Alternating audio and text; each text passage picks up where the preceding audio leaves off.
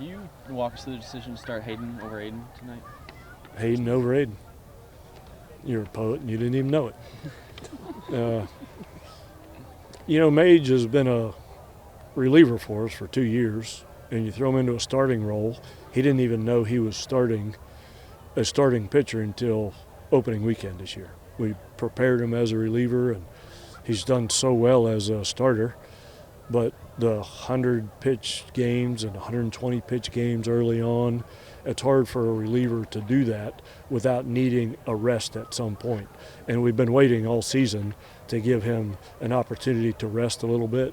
And this would be, from Friday to Sunday, would be 9 days, which is exactly what he needed. So he'll start on Sunday. Is there a little bit to a different mental aspect and not, being able to look at, hey, I'm leading off, I can come out and see what other guys have done, look at the other team a little bit? For most people, but not for Mage. Mage is he's just going to, no matter when he pitches or who he pitches against or what game he's watched, he's going to do what Mage does and just attack the heck out of people. After last week when the offense didn't score more than 4 in a game, how crucial was it for in the first to get 4 there to kind of just settle in? Not just crucial to get 4, but get 4 because they got 2. If that team can really hit, man, god dang. If we don't score 4 there and they play with a lead throughout that game and start bringing, some guys out of the pen to hold a lead, that's a whole different game. So that 4 in the first off a guy who's been pitching really well for them, really, really important. So for Tyler coming in, is it kind of the same kind of thing? See him in a little bit of a different situation? Seems like he's been pretty good the first time or two through the lineup. Sometimes when a pitcher goes to bed at night knowing he's pitching the next day, sometimes that works in their favor, sometimes it doesn't. He came to the field today probably not expecting to pitch and pitched really well. So maybe that's a better spot for him. I don't know. He sure was pretty good today, so we'll see. Coach, from a swing standpoint, would you say JJ's back? Man, that was his best game of the year Yeah. from a swing standpoint. Solid contact, both sides of the field, middle of the field, pull side. His rhythm was good. His timing was good. Maybe since he's playing short, he feels like a complete player now, and who knows. But, yeah, that was really good to see him back. And him and Salve, the first 2 times up, were 4 for 4 between the two of them. That's what the top of the lineup is supposed to do. Could you sense that from JJ off the leadoff single he had? I know home run next to bat, but sac fly. It seemed like consistently had good swings throughout the night. You can tell when he's locked into the middle of the field.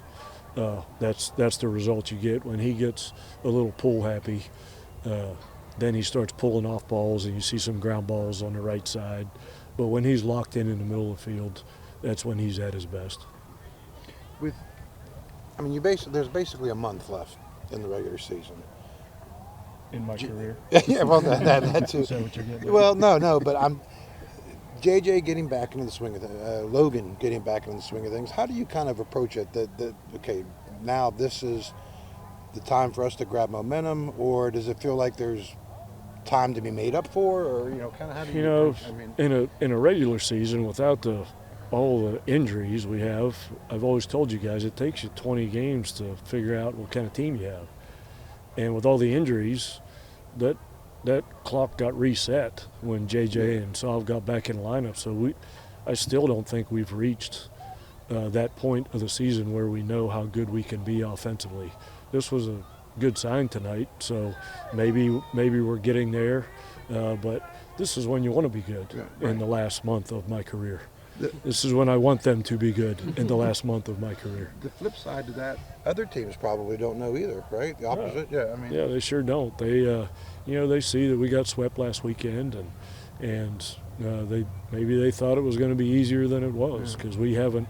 I think that's the most runs we've scored this year. So, but baseball's crazy that way. They just, when that game ended, they got all the momentum because a 13-run lead just turned into a tie game.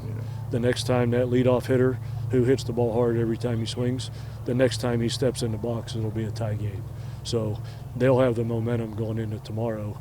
So I think this place is going to be jammed up with people tomorrow after the spring game. So I think our atmosphere really needs to help us get locked in for that game tomorrow. Looking forward to tomorrow a little bit. How has Derek responded this week, just in practice and being around him after he wasn't as sharp last time out? That's one thing you never worry about with Derek Clark, his competitiveness and his work between starts. You can worry about that with some other guys, not that guy. That's the last thing you need to worry about, him attacking their hitters. He may give up some hits and make some mistakes. Everybody does that, but he will be ready to pitch, I promise you. At what point do you start looking at seeding, possible seeding for the Big 12 tournament? Seeding in the stadium? For the Big 12. SEATING, that's the only type of seeding I'm interested in at this point. Too early then to worry about Big 12s? I don't ever look at that stuff. I look at it, but I don't ever talk about it. You want to expand seating here, since we're talking about that seating? That would be cool. I have some ideas for this place, actually, which is a whole nother podcast.